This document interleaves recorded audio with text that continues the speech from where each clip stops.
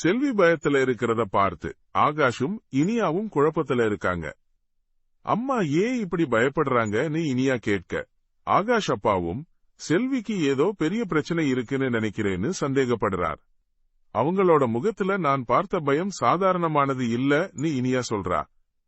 அதை தொடர்ந்து, அம்மா நீங்க ஏதாச்சும் பிரச்சனையில இருந்தா என்கிட்ட சொல்லலாம்னு ஆகாஷ் அன்பா கேட்க, அப்படியெல்லாம் ஒண்ணும் இல்லப்பான்னு செல்வி நடுங்கும் குரலில் சொல்றாங்க.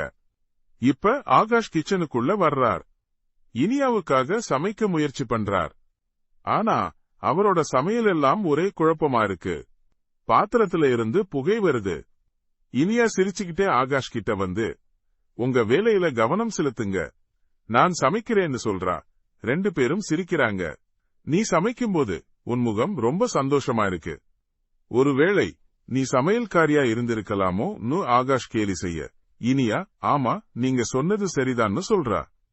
2 பேரும் மகிழ்ச்சியோடு ஒருத்தருக்கொருத்தர் பார்த்து சிரிக்கிறாங்க. கோபி ஆபீஸ்ல சுரேஷ் திரும்பவும் சொத்து பத்திரம் பத்தி பேசி கோபிய வம்பிழுக்கிறார். கம்பெனி பத்திரம் உன் பேர்ல இல்ல, ராதிகா பேர்ல இருக்கு.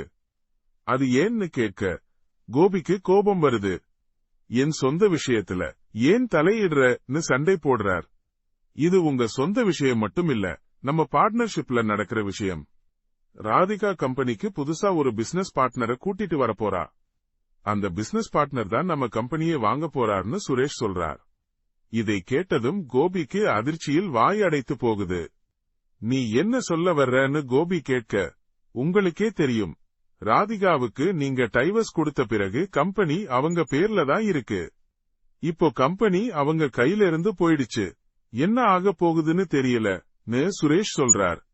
இங்க பாக்கியா ரெஸ்டாரண்ட்டுக்கு ஒரு பெரிய பணக்காரர் வர்றத பார்த்து ஆச்சரியப்படுறாங்க. அவர் பேரு அனிருத். உங்க ரெஸ்டாரண்டை பிரான்சைஸ் பண்ணலாம்னு சொல்லி பாக்கியா கிட்ட பெரிய தொகையை கொடுக்கிறார். என்னோட வாழ்க்கையில உங்க அளவுக்கு நேர்மையான ஆட்களை நான் பார்த்தது இல்ல. உங்களுடைய சமையல், உங்கள் கடையோட அழகு எல்லாமே எனக்கு ரொம்ப பிடிச்சிருக்கு. அதனால இந்த பிசினஸ்ல நான் இன்வெஸ்ட் பண்ணணும்னு ஆசைப்படுறேன்னு அனிருத் சொல்கிறார்.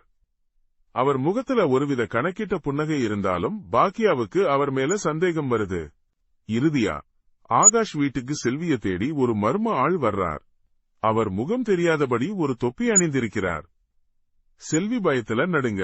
அந்த நபர் நான் உன் பழைய நண்பன்னு சொல்லிட்டு ஒரு கடிதத்தை கொடுத்துட்டு போறார். நீ இந்த கடிதத்தை படிச்சு பார்த்ததும் எனக்கு போன் செய், உனக்கு ஒரு வாய்ப்பு கொடுக்கிறேன்னு மர்ம ஆள் சொல்றார்.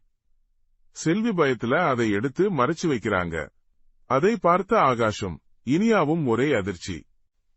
ட்ரெண்டிங் நண்பன் சேனலை சப்ஸ்கிரைப் பண்ணுங்க. இந்த வீடியோ பிடிச்சிருந்தா லைக் பண்ணுங்க, ஷேர் பண்ணுங்க.